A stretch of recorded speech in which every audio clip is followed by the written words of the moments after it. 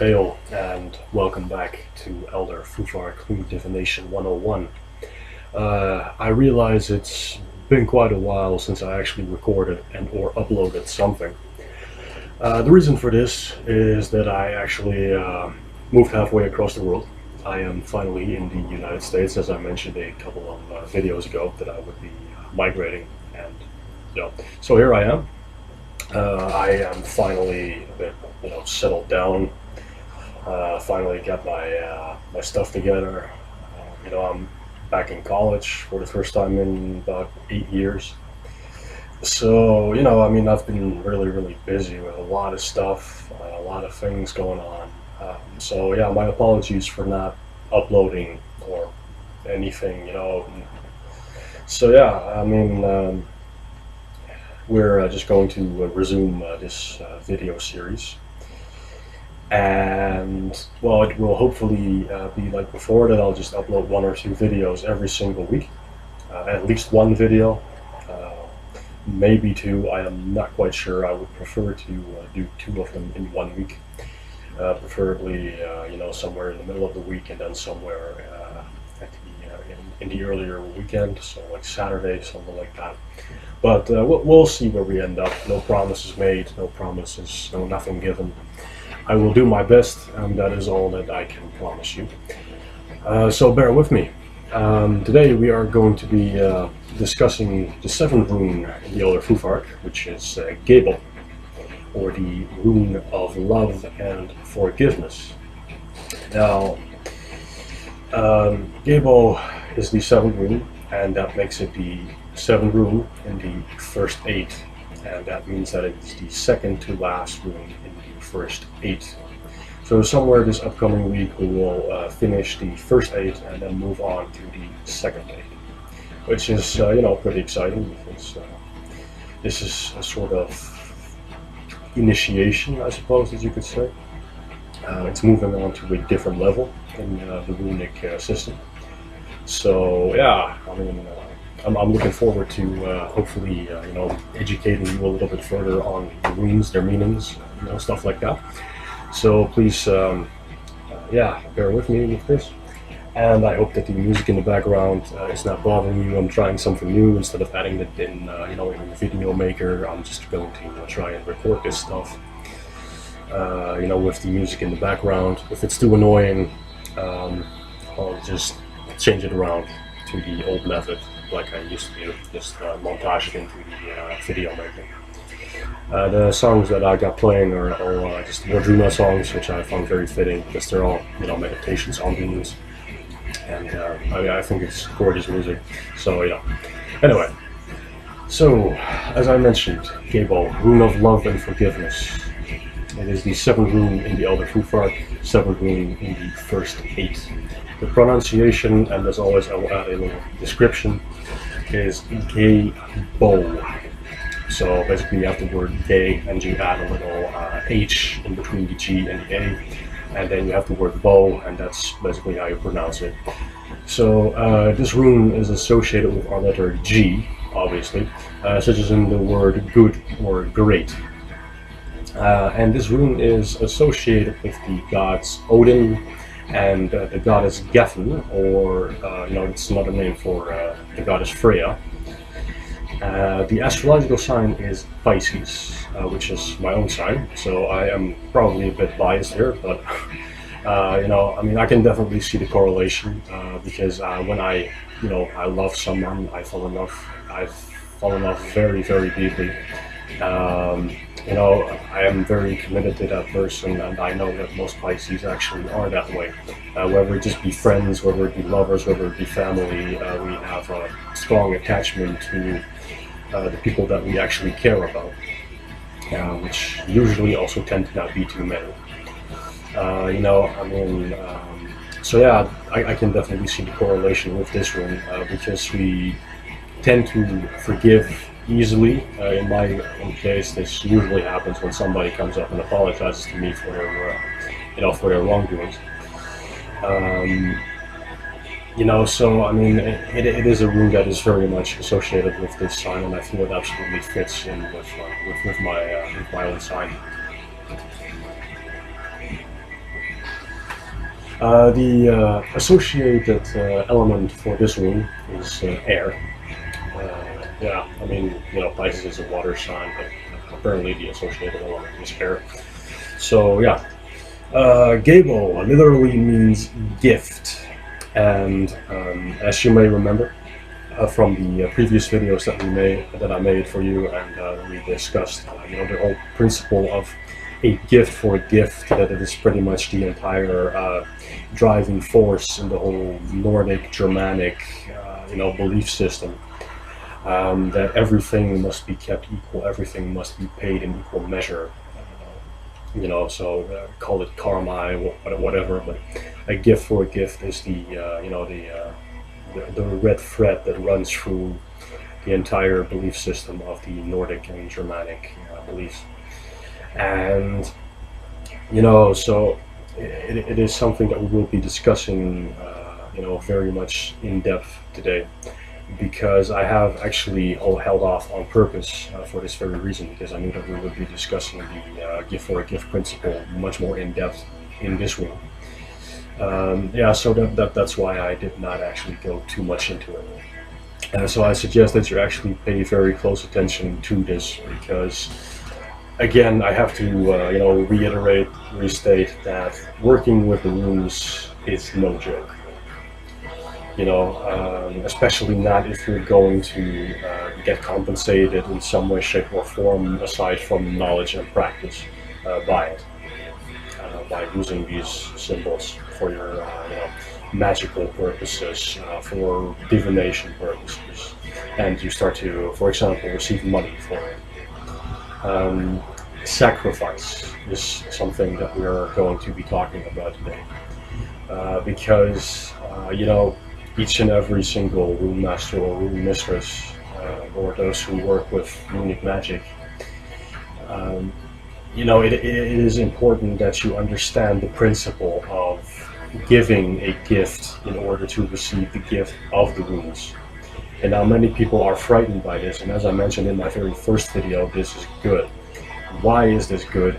Because of the very simple fact that if you have no clue what you're getting into, it's just going to take things away from you that you did not count on, but that you could have very simply avoided by being properly informed, by choosing the sacrifice that you're making. And it saves a lot of trouble, a lot of pain, a lot of regret. Because later on I will also be telling you a story about a friend of mine who has been working with the runes longer than I have.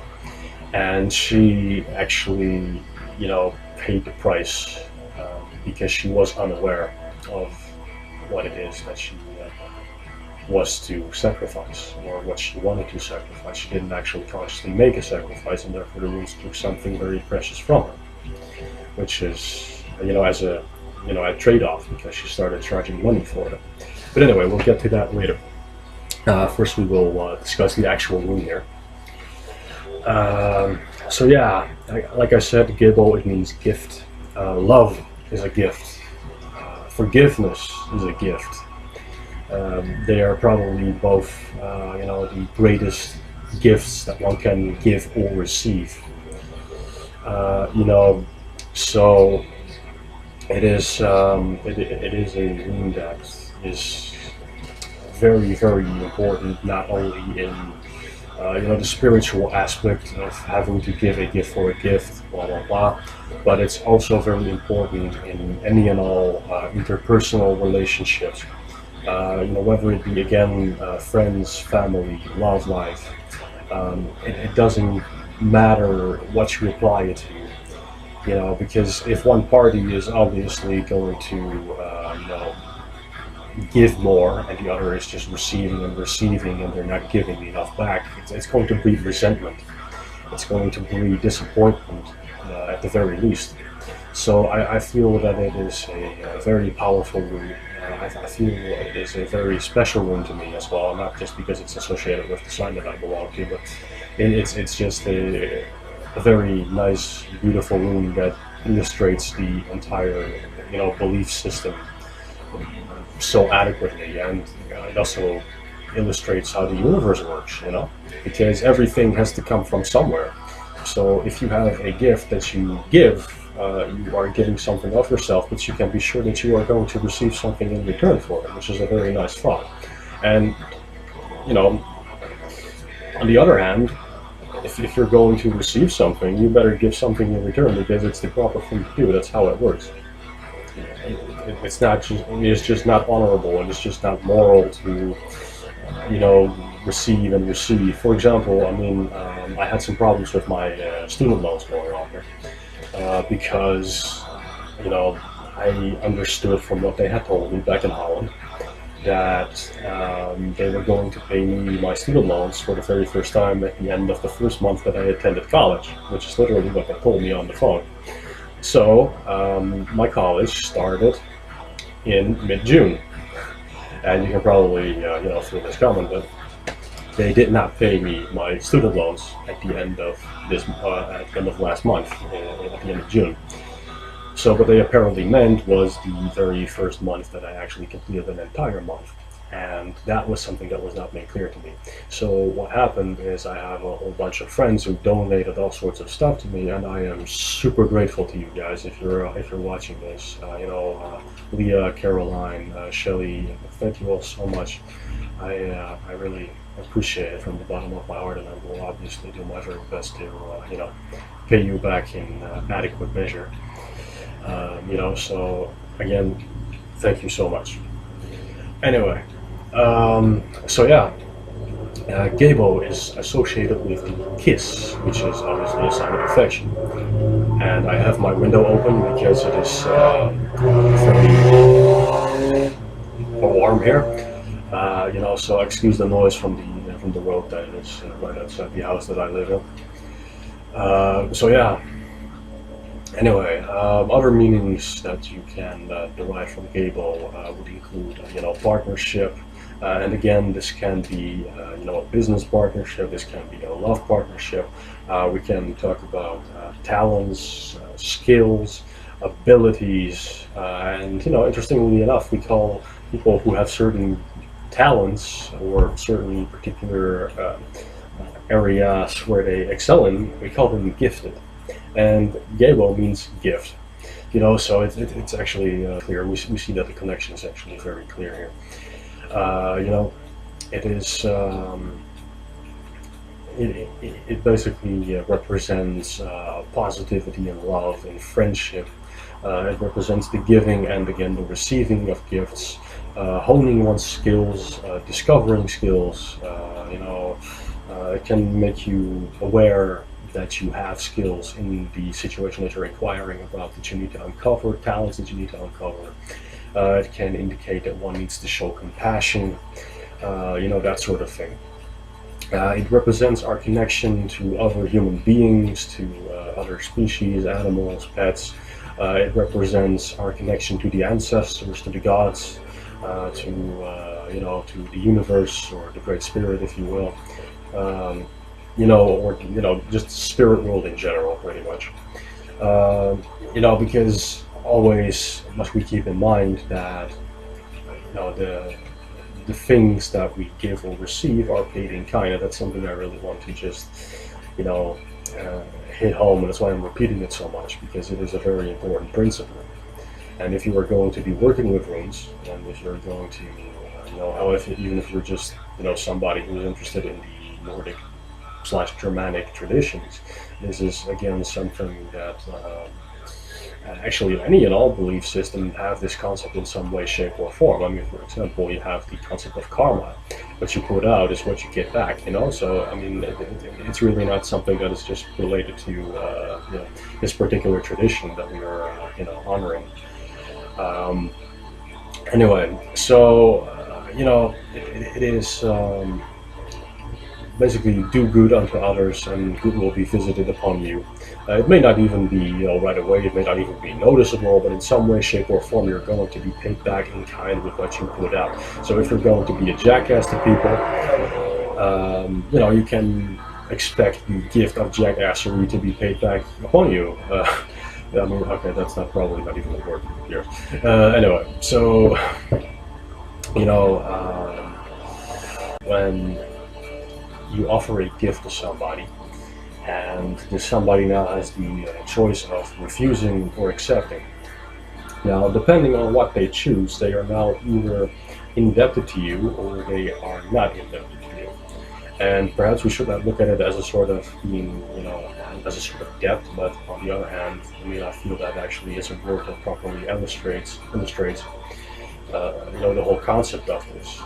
It's an energy exchange. You do something for me, I do something for you. Now we're even again. And this is something that I have instinctively always lived by for some reason. I don't know why, because if somebody does something for me, I feel bad if I just walk away, because I feel that I now owe this person something. And in a way, I feel that is actually a very healthy thing. You can say, oh, it's a gift, you don't have to pay me back, but again, here we see that a gift, it is not so much a gift, it actually requires something to be paid back in kind. And it needs to be something of roughly equal value. For example, somebody gives me like a few $100 to buy clothing or whatever, and suppose this person gets kicked out of their home, what would I do? I would take them in without a heart, without a doubt. So this is not my house. I rent this room out. So then, if this were actually my house, I would take them in. So it is something that you need to be aware of when interacting with people, when accepting gifts, when declining gifts. And sometimes you're in no position to say no, because like I was, for example, a few weeks ago, when I was so broke because I had to use up the rest of my savings to even pay for the second part of my tuition and to pay the rent. And I literally had no money to eat. So one of my friends sent me a bunch of stuff, like sheets for my bed, and the other one sent me money for food, and then another one sent me stuff that I can use in my kitchen to actually make food with. So I am trying to figure out ways to pay them back, and right now, honestly, the only thing that I would have to offer is, give them free readings, for whatever they want to have readings on, and aside from that, being a good friend, because that's just the common sense thing to do, obviously. So we must always strike a balance between giving and receiving. And now take note of the fact that it does not necessarily, when somebody gives you a gift today, it does not necessarily mean that you have to pay them back by next week in whatever way. When somebody gives you a gift tomorrow, and you decide to pay them back, it could be a year from now. Well, that sounds good. But the whole concept here is to just basically what you want to do is, if you are going to pay somebody back, it does not necessarily have to be next week or whatever. You can pay somebody back in a year, when you have the means and the resources to actually do so. But the important part is that you actually do keep your own honor intact, your own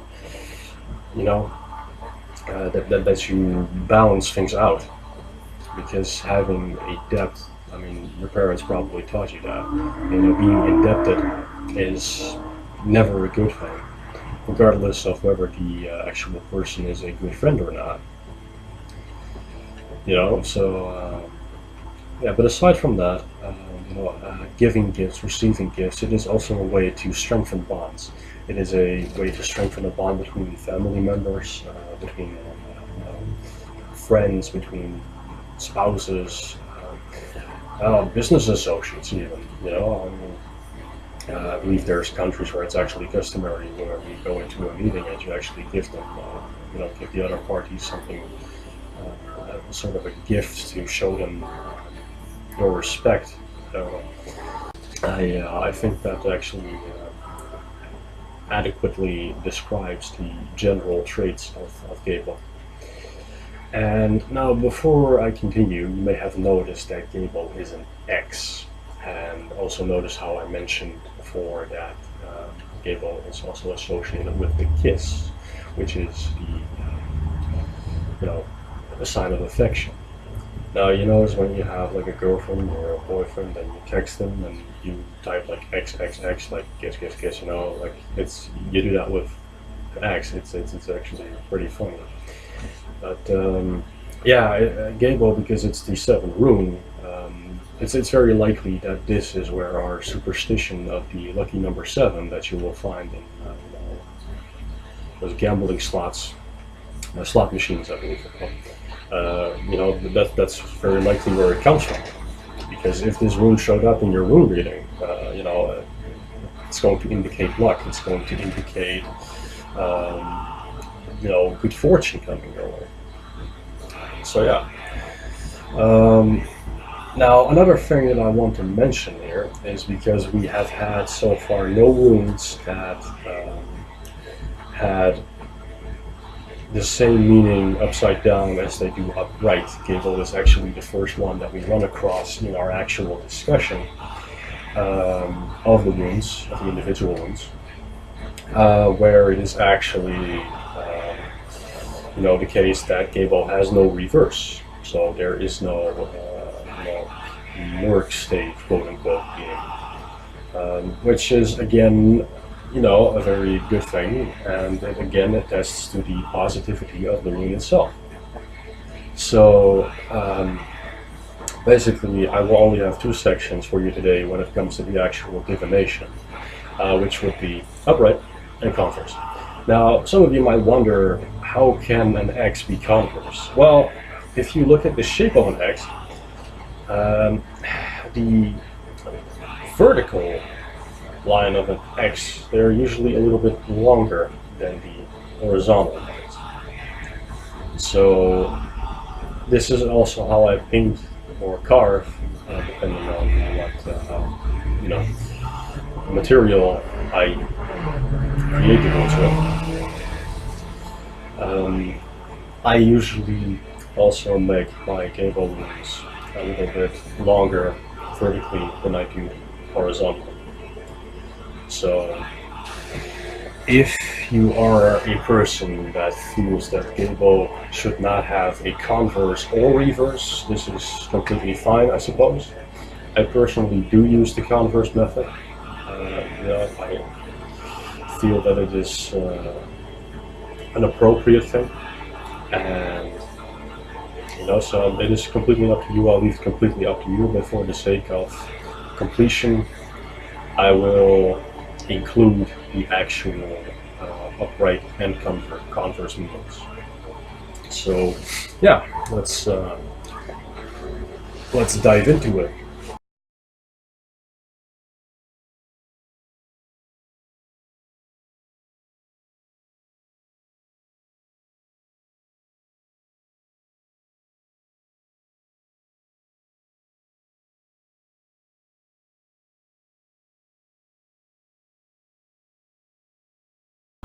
We now come to Gebo Divination, upright.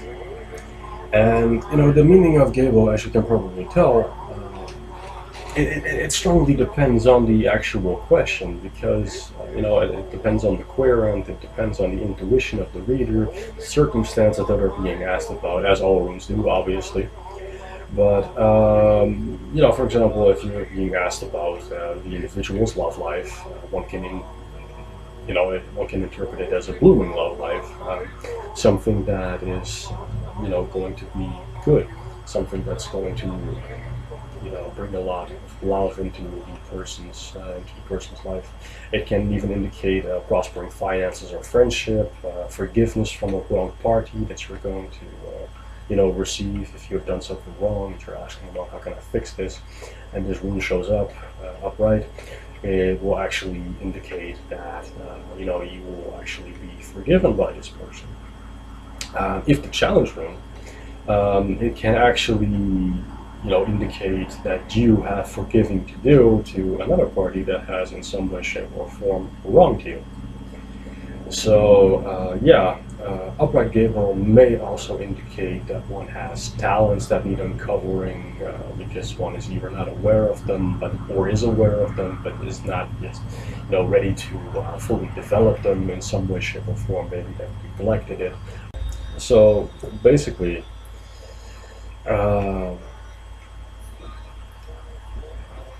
it can indicate talents that are rapidly developing, manifesting themselves.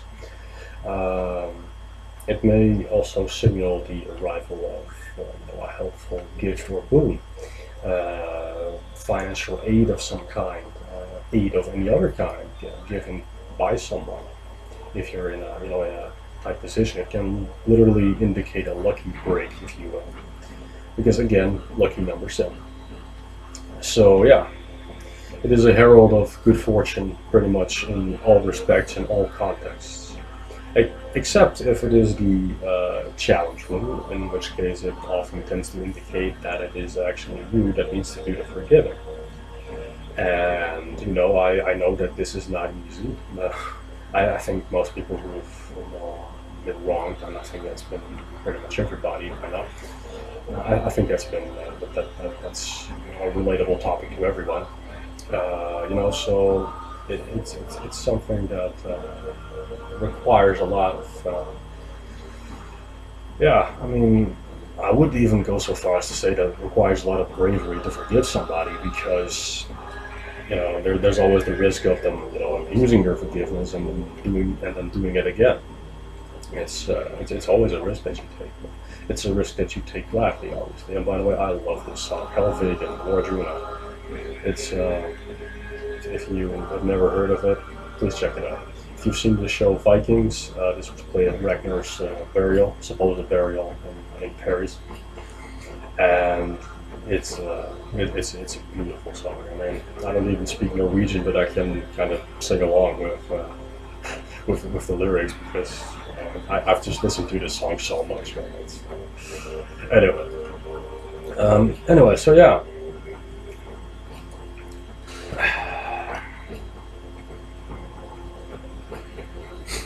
We then come to the spiritual section of this particular one, because I always dedicate a section to the spiritual interpretation, aside from the general divination part. I feel very strongly that Gebo represents our connection to the realms of the ancestors, the spirits, the gods, the divine, whatever you want to call it, basically the entire spirit world. It may represent your intuitive gifts, the guidance that we receive as gifts from the ancestors, from our guides, from the angels, or light elves, I suppose you could call them. Actually, that's not what I just told you. But it represents forgiveness again, which is also an important part of our spiritual development. Because we are going to inevitably get wronged in some way, shape, or form by somebody, somehow, somewhere. And in the very moment that you can actually, force yourself to forgive somebody, to kind of get over your ego and saying, okay, you are seriously hampering me, or you are seriously hurting my feelings in some way, shape, or form, but I'm going to forgive you anyway. That is actually the moment that you are stripping away a little bit of your ego in the process, and that is, of course, a good thing, because it serves no purpose to just remain angry, to just remain bitter, to just remain vengeful. As appealing as it sometimes may seem, which I fully understand, I find it always very, very hard to do.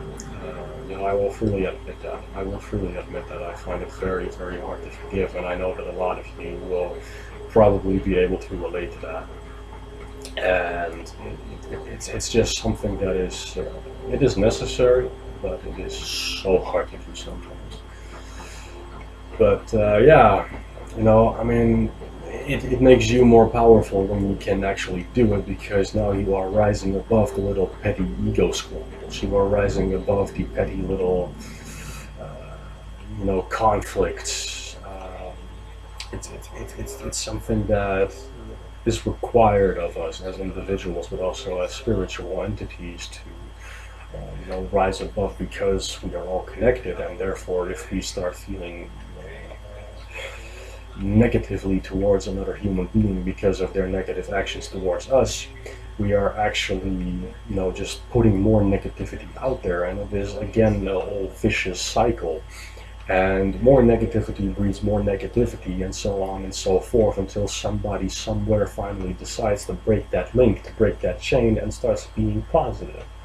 And again, I very much understand that that is actually a very difficult process for most human beings, especially because, you know, we are taught to be independent individuals these days, and that we are all to live for ourselves, which I find a completely, utterly disgusting concept, by the way.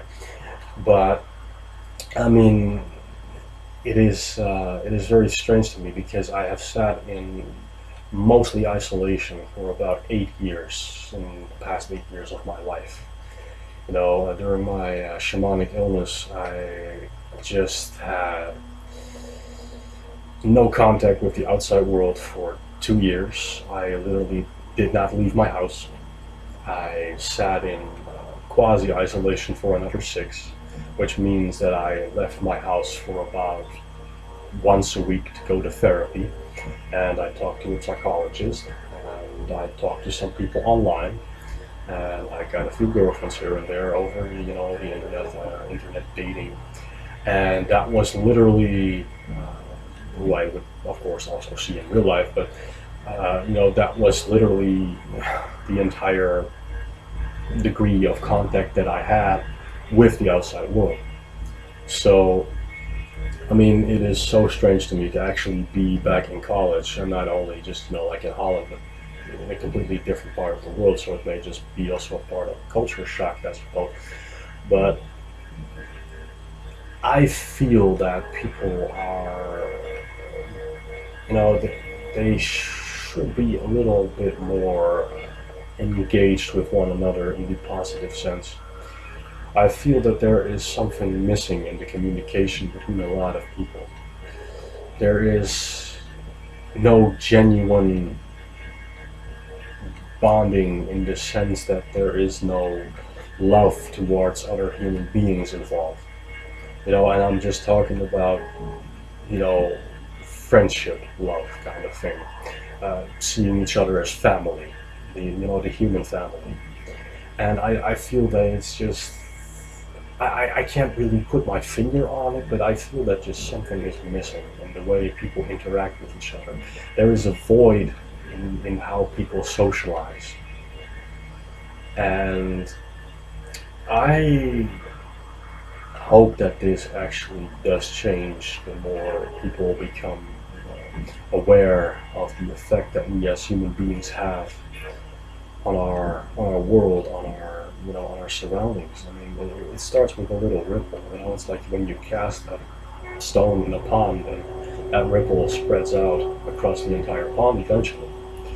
And this is something that so many people just not seem to be aware of. That every little snide negative comment that they make to a random stranger in the street, simply because they don't like the way they look, or because they feel intimidated, or because they're insecure themselves, they're just spreading more negativity. And it is so annoying to see that, because people are, you know, like laughing at each other, and they're hurting each other, and they're probably just moving on with their lives and just forgetting about it, you know. And it's, you know, you could say, oh, you need to grow thicker skin, and yeah, maybe. But on the other hand, I would also say that you do not know this individual that you are insulting. You do not know what they have been through. Why are they, you know, a certain way? Why, you know, do they act in a certain way or not act in a certain way? And even if somebody is just eccentric, leave them be, because this is just who they are, and if this is how they choose to express them, then more power to them. You should not want to cut somebody down to your level simply because this other person is different than you are. You know what I mean? It's something that is also. And how does this have to do with Gebo? Well, obviously, Gebo is the one of love, and if this is about love for your fellow human being, it is just about wanting to actually connect with other human beings on coming from the basis of love and not from jealousy or insecurity or whatever. Because all these things, they all stem back from, they all stem back to fear.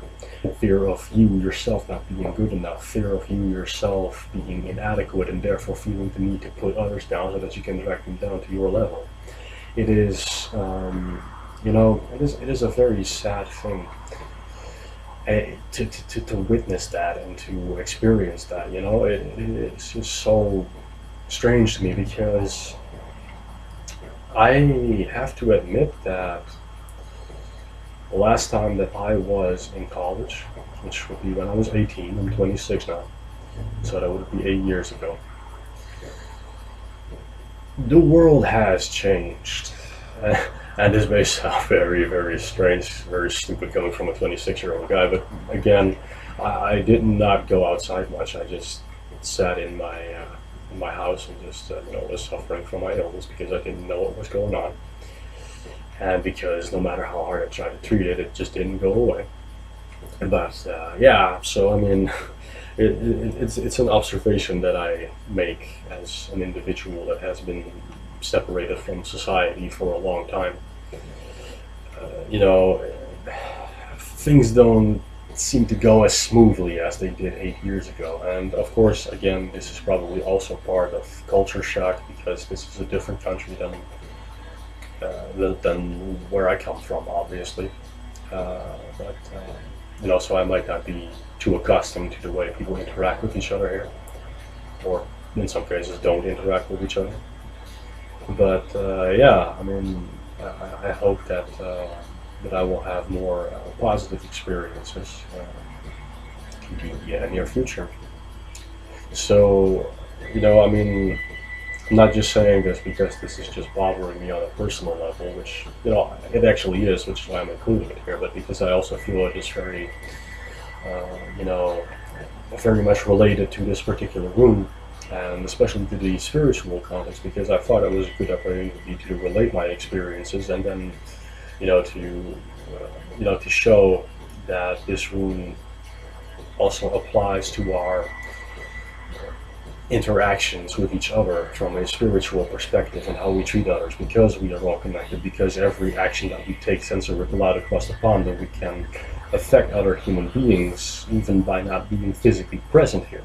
Because if you insult the guy that is sitting at the bus stop, and the guy sitting at the bus stop is having a bad day, and that guy goes home and he is extremely pissed off because not only was he already having a bad day, you just insulted him for no reason whatsoever other than the fact that he was just sitting there. And, he does it to somebody else because he feels so pissed off, which, of course, again, is also not justifiable. But it is logical, because this is how things affect each other. This is the ripple that is being sent out. Now, he does this to another person, as it is a woman who is, also insecure about herself, and she gets insulted by this guy. And this woman goes to one of her friends, and she insults her friend, and her friend starts insulting her friend, and and so on and so forth, because they're all just, I mean, it's a very simplistic example, but you don't know how far-reaching your own little actions are. It's something that you might need to, pay more attention to. And, I notice it myself, because I get frustrated when I notice other people being frustrated, and they don't even necessarily have to be frustrated towards me, or, have to act out negatively against me, but I just get frustrated because I see them being frustrated, and I don't like the vibes that gives off. So, yeah, it's literally just, the whole we are all connected thing again. It is something that more people should and hopefully will become more aware of in the not too distant future, before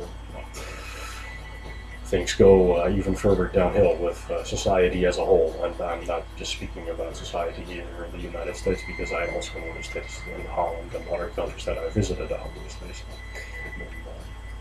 But yeah, anyway. So, I mean, Gebo, because it is the gift, also represents our honoring of the spirit world. And this can be through ritual, it can be through actions, through prayers of thanks. To show appreciation for the effort that the ancestors, the guides, the angels, but the gods, any spiritual being that is of a benevolent disposition towards you in some way, shape, or form, that they do for you, for me, for everybody, or just for you specifically. Or you ask them to help a friend, and this friend received aid or whatever, and that is a beautiful thing, of course. And the fact that they're leading events in such manners that it actually comes to pass, it is very, very important that we also say thanks in some way, shape, or form to these entities for actually helping us out, even if we cannot physically see them. So, it is important, again, not to just pray and ask and ask and ask, but to also say thank you for doing this for me, and then giving them an offering of whatever kind.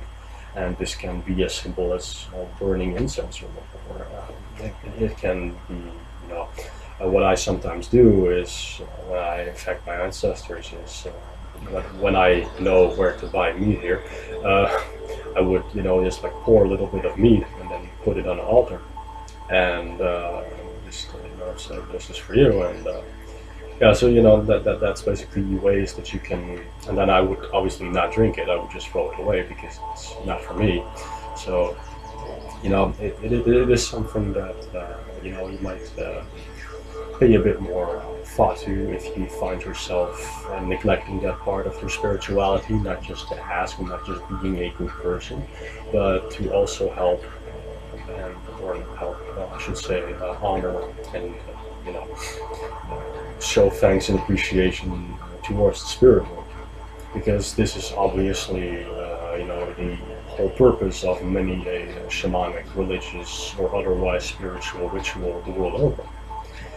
And especially for those of us, myself included, who believes that everything is a part of God, and that includes the smallest blade of grass to the tallest tree.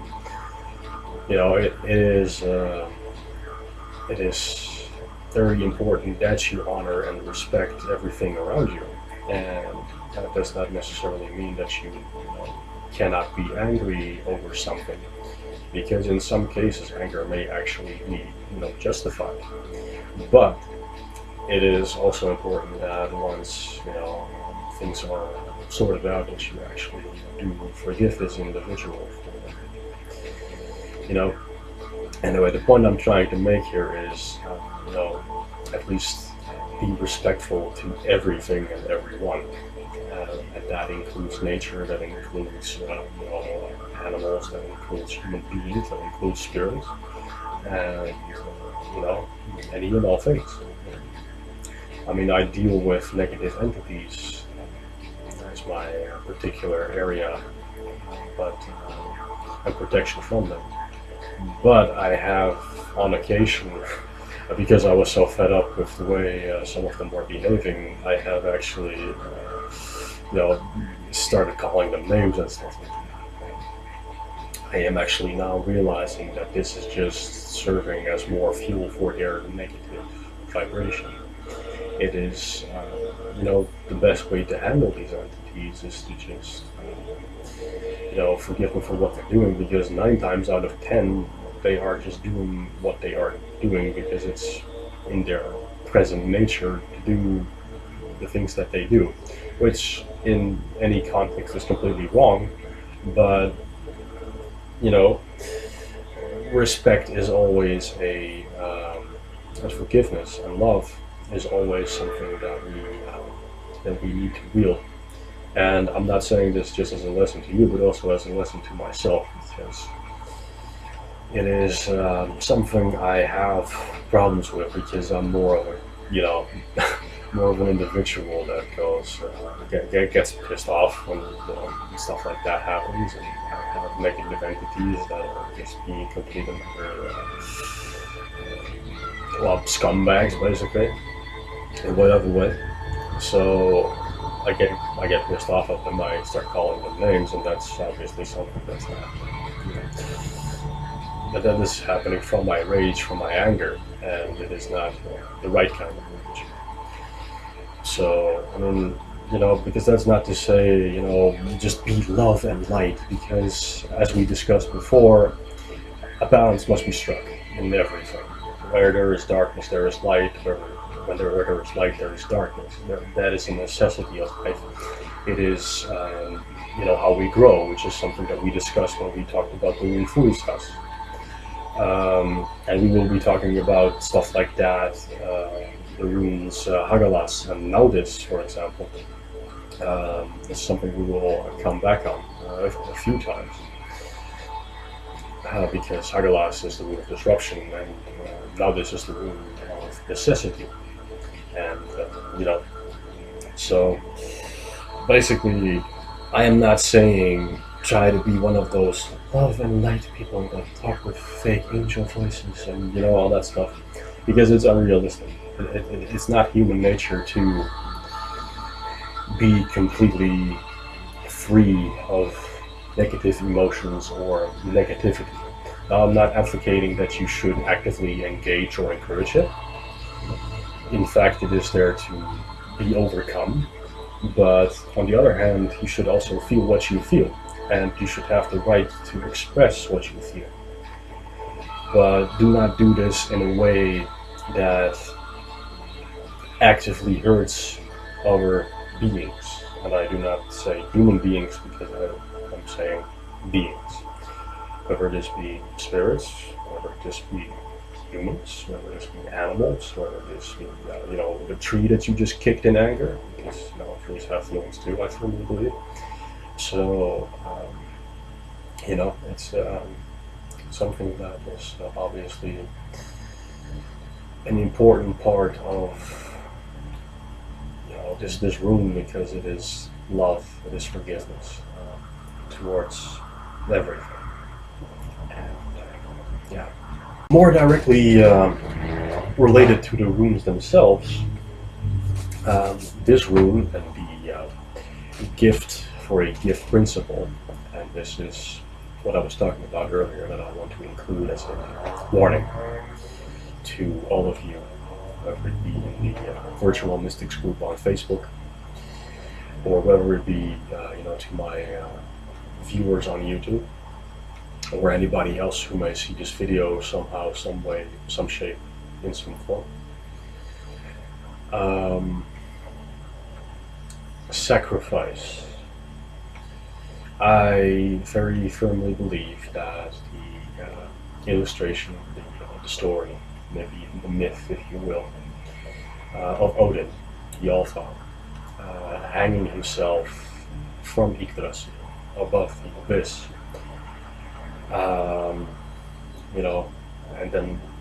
and also stabbing himself with Rune, his spear, which was his sacrifice, given of himself to himself. Because in the Nordic Germanic tradition, there obviously is nobody higher in the gods or in humankind or whatever than he himself is. So he gave a sacrifice of himself to himself in order to receive knowledge of something that is greater than he, which are the universal powers, the runes. Or rather, I should say that the runes are symbols that represent the universal powers. And so great a sacrifice to stab yourself, hang from a tree, like actually hanging, as in normal human beings would die from that alone, let alone stab themselves with their spears. And hanging for 9 days and 9 nights with nobody to look after his wounds. And he just hangs there. And I think it perfectly illustrates the degree of sacrifice that we must make in some way, shape, or form to the runes in order for us to fully and completely wield the power of the runes themselves. Because, as I said earlier in the beginning, I have a friend who is a very skilled rune reader, and she taught me certain things about the runes, and I'm very grateful for that. But she herself paid a price for that knowledge that I hope to never pay, because she had a lover. There was a man in her life, and he was perfectly fine, mentally, physically, She was using runes recreationally, if you will, for divination purposes. And there eventually came a point where she decided to join a website, which I'm also a part of. I'll not advertise this site because I don't personally, for me personally, feel that is a very justifiable thing to do, because I don't read the runes on there yet for this very reason.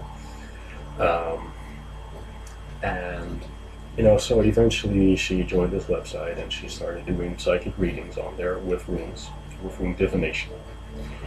And she started getting paid for it. Now, when you do readings and you receive money or food or whatever else in return, any type of payment that you receive in return for readings for somebody with the runes, except practice, except the knowledge of them, except the wisdom of them, which is perfectly free. So you do not need to fear any repercussions if you just want to use the runes recreationally, just like practice with your friends or your family or your lover or whatever. You can do that as long as you don't get paid for it in return. Because at that point, all you're doing is growing within yourself through the knowledge that you absorb from the runes. And you are putting out energy towards somebody else. You are just giving your gift without receiving anything in return. And you could say that the knowledge and the practice that you gain in and of itself are what you get back for it. So there is no risk involved in it. But the moment she started charging money, her lover actually started suffering from all sorts of mental problems. The way she put it to me was, he was almost schizophrenic from one day to the other. It would just fluctuate.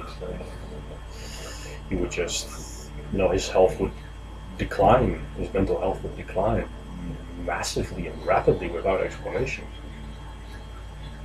And she told me this right before I actually decided to make an account on this website to do rune readings. So she literally saved my ass on that one, because I would hate when I meet the woman of my dreams, or now that I'm finally in the United States, which is something I strive for so long, that will be taken away from me, because I did not know that a sacrifice to read runes for monetary or other kinds of payment, that would be required. And I am so thankful for her that she actually shared this knowledge with me just in time, literally in the nick of time. Because a few days later, I actually signed up for this website. I think it was a week or so later. But yeah, my point here is a sacrifice is required. And in her case, she did not know this.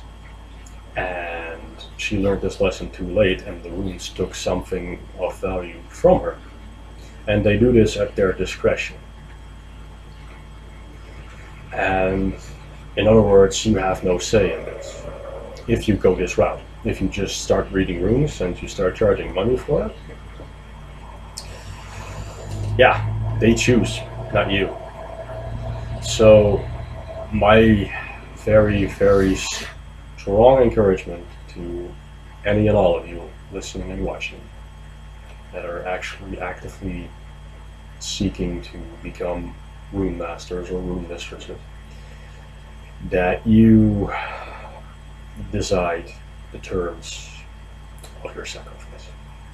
Because if you do not, again, something will be taken from you. And this is not a joke. You will sacrifice something. I mean, these videos, my meditations on the runes in order to more fully understand them, you know, me talking to you through these videos, instructing you, hoping to give you some modicum of knowledge and hopefully maybe even wisdom. You know, me and many others, obviously, because I'm hardly the only one making videos like this. But, you know, I mean, for example, the guys at Northern Runes Radio, they have fantastic podcasts. Please just check them out if you want. I think in many ways they are actually a lot more you know, professional about it than I am, because I'm just, you know, sitting here and just ranting to the camera. But definitely, you know, give them a listen, because I too listen to their podcasts in order to expand my own knowledge. So that's why sometimes you'll hear me say stuff that they have said, not just because I want to plagiarize or something or whatever, but because it is actually knowledge and wisdom that I picked up and that I found very valuable to include in my own practices, in my own, you know, my own little mental database on the runes. So, you know, check them out. And yeah, so back to the topic of sacrifice.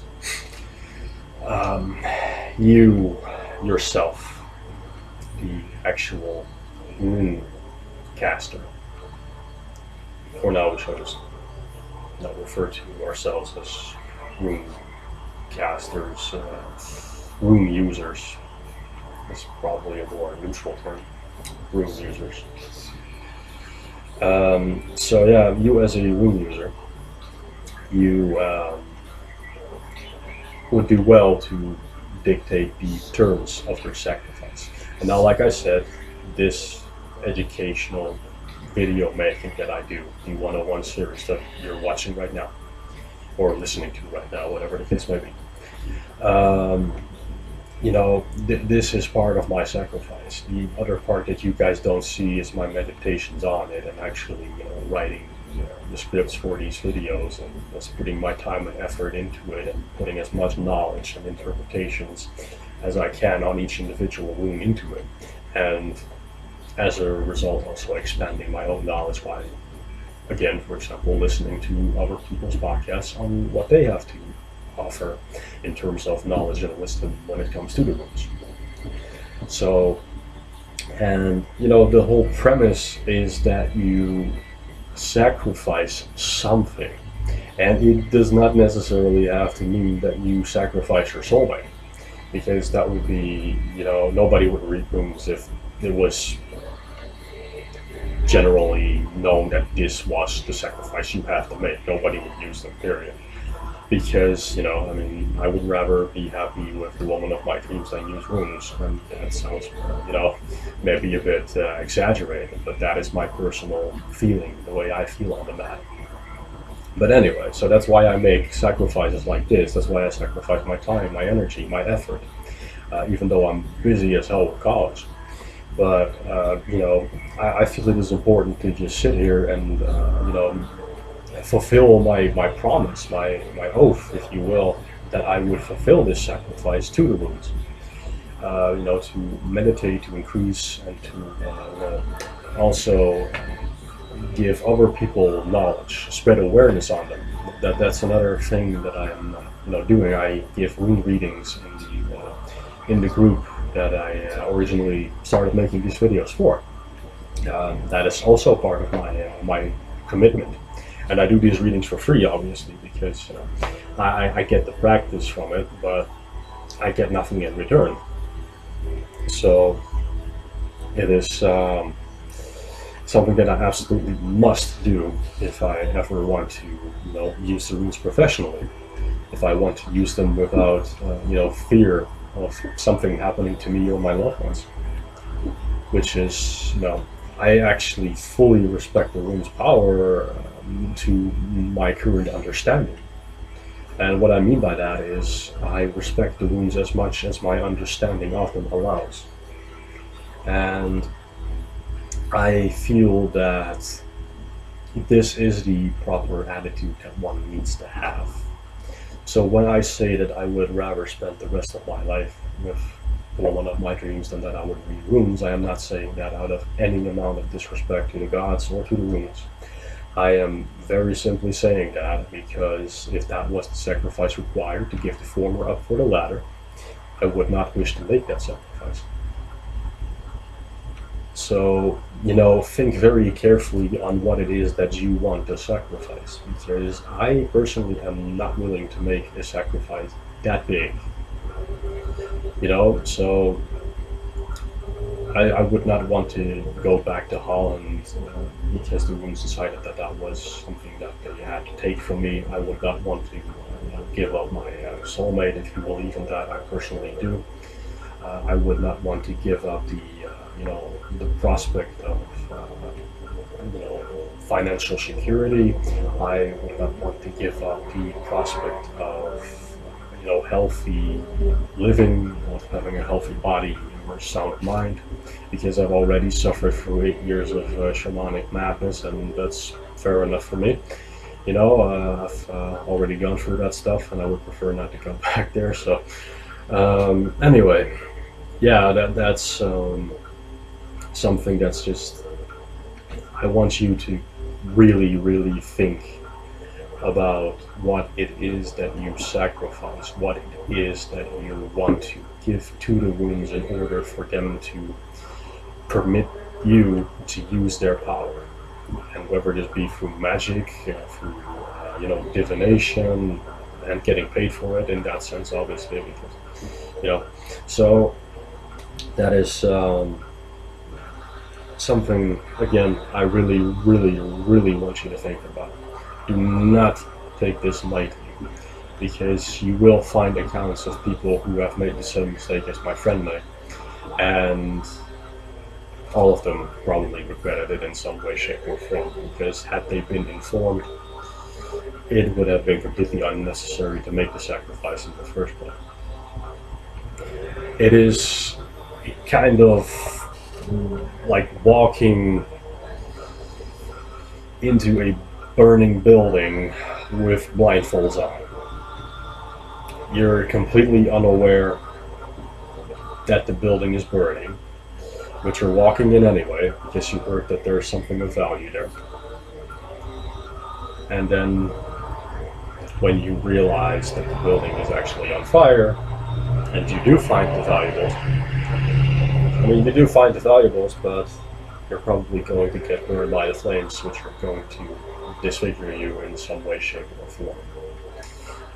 That's maybe a very lame illustration, but I think you get the point of it. So, it's please take this seriously. I would hate for somebody to contact me or anybody else that deals in this topic to just contact me and be like, yeah, I didn't listen to your advice and I lost this or that, I lost X or Y, but now I at least can use the runes. Well, I'm happy for you that you at least got to use the runes, but was it worth it?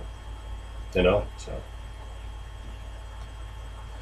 And there will obviously be people that say, yes, it is worth it. But again, for me personally, I would rather have my own say in what I sacrifice.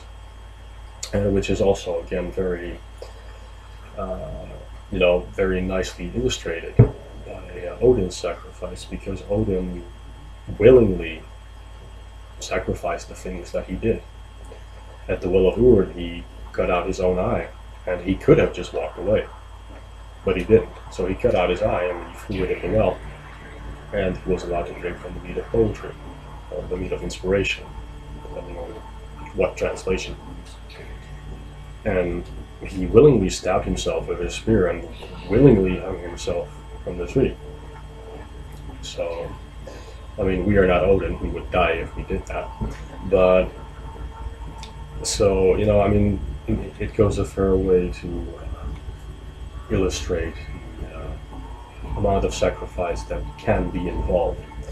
So, again, please choose your own sacrifice and think on it carefully. And the sacrifice literally involves your understanding, your true understanding of the rules. You know, and that is also part of the reason, again, why I make these videos, because I also want to increase my own understanding of them. And that is why I do so much research about them, because this is what I like to do, because this is what I feel will be beneficial to me. And once I've finished all these videos, once I have finished my meditations on the runes, which are technically never really done, because that is not something that you can do in one single lifetime, even though I'm quite young and you still have plenty of years ahead of me, hopefully. But who knows where my weird leads. But anyway, you know, so it's it's just something that should be taken very, very seriously. And I'm only reiterating and restating and repeating this constantly over and over because I would hate to have harm come to any of you, simply because you were unaware of the sacrifices that you had to make. So it's better to make a willing, minimal sacrifice. And by minimal, I do definitely not mean any less in stature, but by minimal, I mean having to sacrifice the least for the most gain. You understand what I mean? So, when you choose to sacrifice, you have full control over what it is that you give up, or what you give of yourself to receive the gift of the runes. Or you could go the other way. You could just learn basic meanings of the runes and then be like, okay, I'm going to do readings on it. And I'll take the gamble with what happens. I mean, it's completely up to you, but I would not recommend the latter. So yeah, that's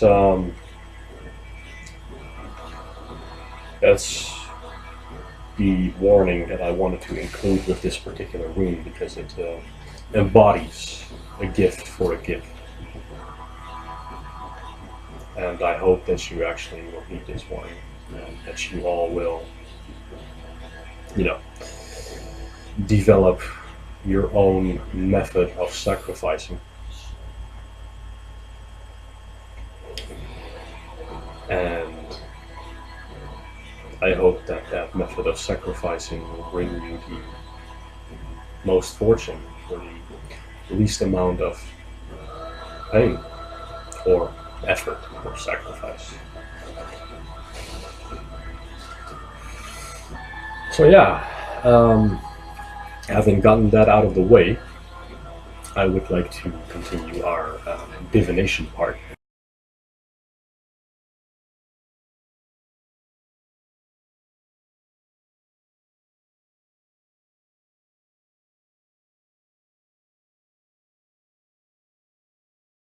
So, Gebo divination converse.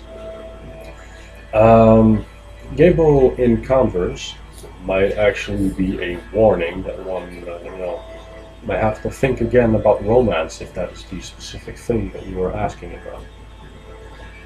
And what I mean by think again is if you are perhaps in love with somebody or have a crush on them or just really want to have a relationship in general, and this rune shows up, it may indicate that right now is probably not a good time for you to actively engage in anything romantically, maybe even sexually related, because this rune would be a clear indicator that now is not the time. It may also be, you know, indicating that you should not be too generous. Is that possible? Yes, that is possible. Odin in the Havamal actually says, and I've quoted this before, I believe it was in the very first video in the intro, he says somewhere, better not to send than to overspend. Now, of course, he was referring to, you know, magic runes, but I feel that this principle can be applied in anything, because again, we are still dealing in everything we do with the principle of a gift for a gift. So when you become too generous, you are overspending, and what is better than overspending? Not sending at all. So some of you, particularly those that may come from Christian backgrounds, may feel that this is actually very selfish.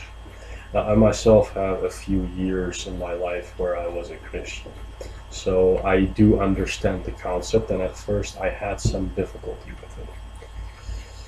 Now, I feel that it is not a selfish thing not to be too generous. Why? Because you need to also look out for yourself. Not just look out for yourself. Nobody here is advocating that.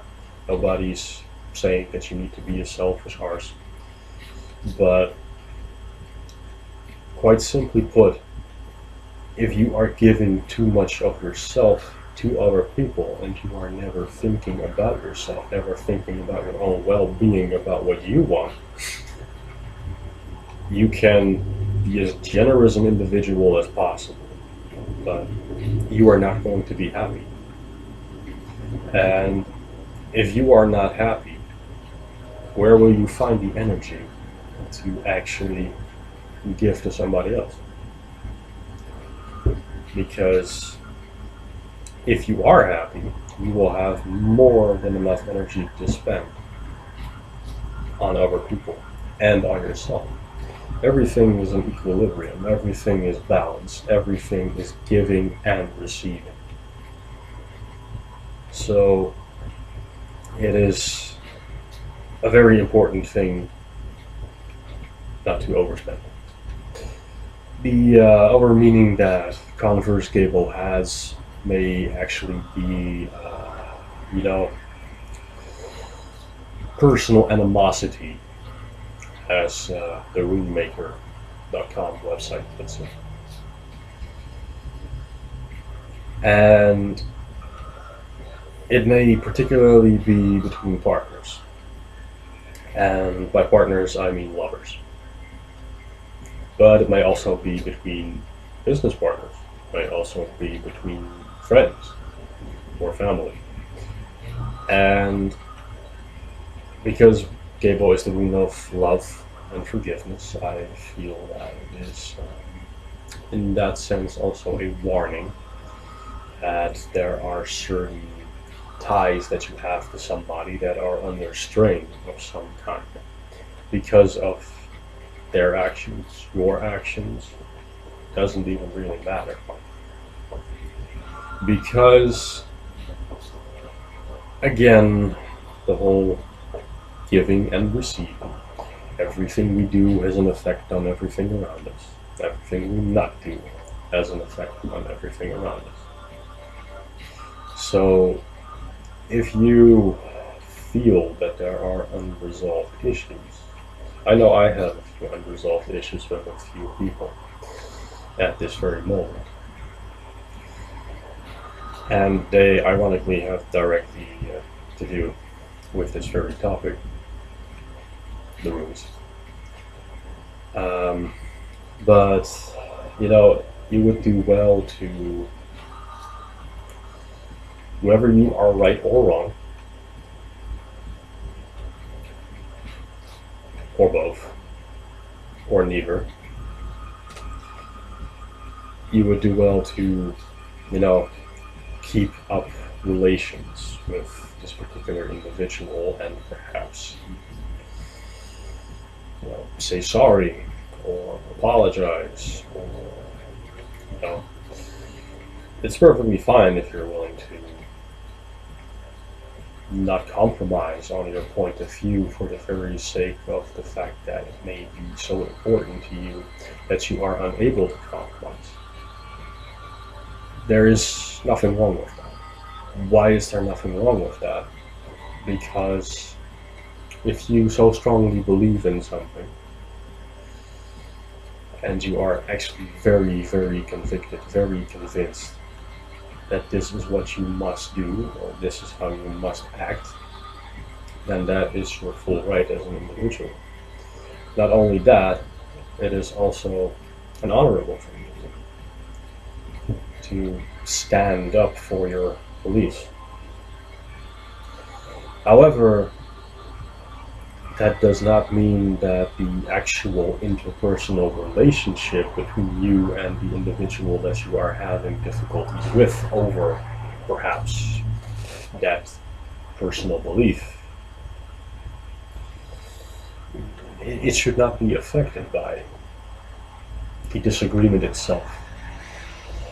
And what I mean by that is the disagreement itself may be seen as something completely separate from the bond itself that you have with this particular individual. So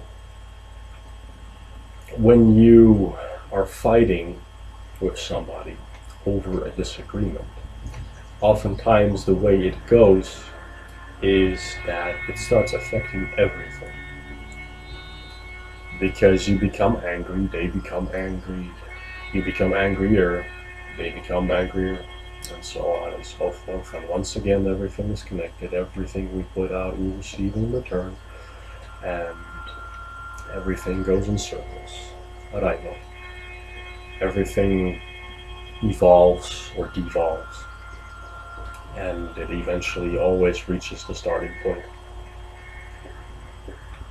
And you know, it is something that is a sad thing, because you can actually agree to disagree. Now, my particular argument with this particular individual actually involves my oath to the runes, my promise to the runes that I must absolutely fulfill, because this is the right thing to do, because I have promised it. Oath breakers, you know, promise breakers are very, very much frowned upon in the Germanic and Nordic traditions, which is why I felt terrible that I actually had to even once have somebody step in for me to do the rune readings in the group, because to me it felt like I was dishonoring my promise. Now, of course, I said, okay, you know what, for just this once, I'm fine with it. But I must resume this as soon as possible, which is, again, why I'm also making this video.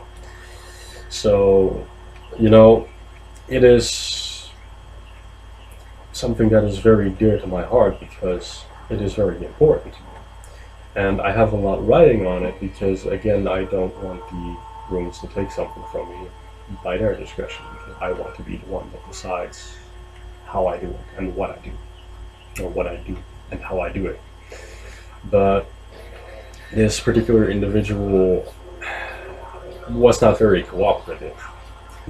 So as a person, I like them, but right now, you know, they are literally preventing me in some way, which I will not elaborate on further, from completely fulfilling the promise that I made to the runes. And this, to me, is extremely irksome. But, you know, to apply the principle of Gebo, love and forgiveness, I must,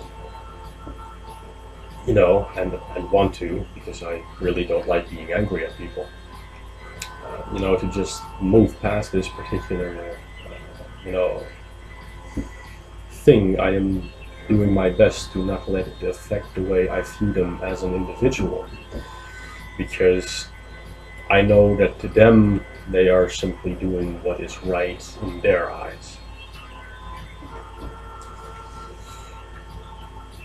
Yeah, so, you know, I mean, that is something that you should take into consideration also when the Gebo converse shows up. That, you know, you should just not be angry at individuals, but be angry at actions, I suppose. I believe that this is very much the correct and honorable way of acting. You know, to basically reiterate that, I would say hate the act, but not the person acting. And I'm not even specifically talking about this particular individual that I was talking about earlier anymore, but I'm just saying this in general. So, you know, that is another lesson that we can, you know, draw from this, because as somebody who, you know, has a shamanic lifestyle, as somebody who, you know, wishes to serve the spirit world to the best of my abilities, even though I am a quite flawed human being with many, many mistakes and many, you know, problems of my own. I find certain acts that people these days seem to consider normal absolutely, completely, utterly, and totally repugnant. And I have always felt this way, even as a little kid. And whether me being a shaman is the cause of me feeling this way, I do not fully know or understand, but something within me tells me, yes, that is actually why I abhor certain things. However, I am also not to hate the particular individual in question, because there are so many reasons why people engage in certain acts and certain activities, in certain patterns, I could even say, that I find completely disgusting and dishonorable. But, you know, again, I am not supposed to hate them as individuals, and I do my very best to separate the two.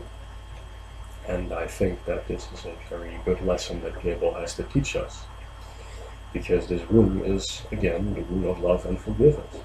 And when we can forgive an individual while at the same time remaining, you know, convinced that the act that somebody is carrying out is in some way, shape, or form negative, then I think you have the right kind of mindset that is befitting of a spiritual person.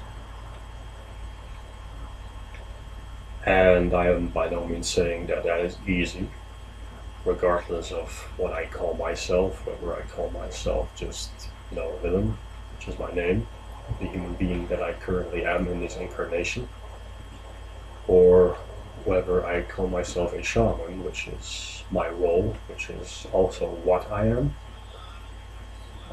It is completely irrelevant because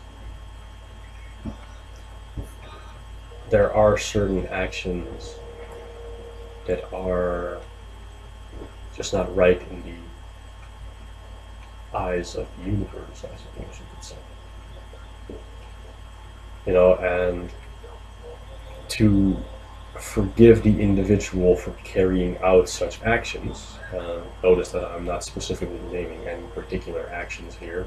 I do that with a reason. Because I feel that everybody needs to come to their own conclusions on this matter through meditation, through the way they live, through the way they perceive the world, and constantly evolving and changing. So it is not my aim to force my view down your throat. What my aim is to make you think, to make you ponder on how best to apply the principle that is inherent to the Rune of Gebo. That you start evolving in this manner, and that you are capable of loving people while at the same time hating their acts, if they are the acts, that is, of a hateable nature, or of a dishonorable nature, of a negative nature. And why I use the word negative very loosely, because the word negative encompasses so many things.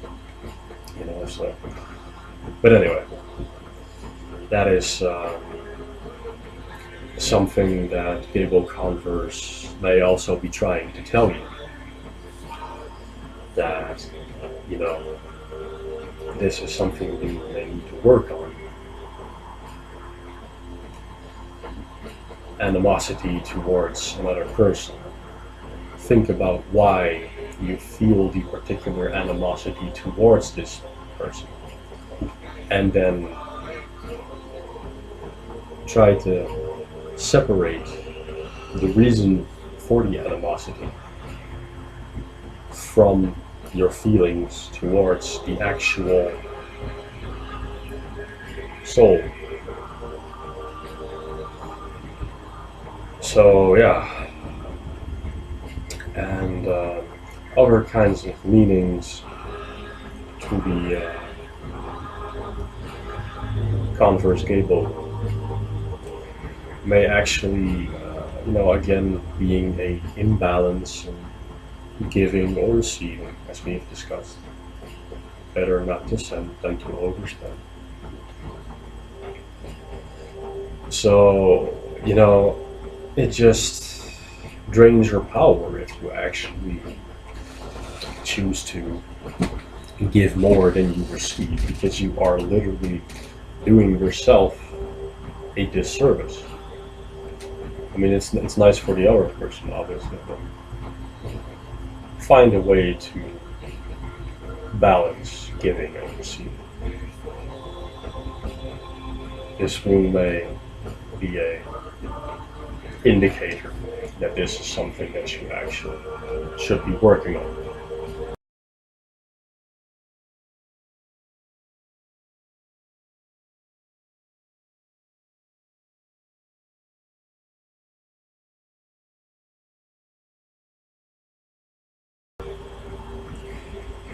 So yeah, I usually also have a for example section. I actually omitted that not on purpose, but I feel that the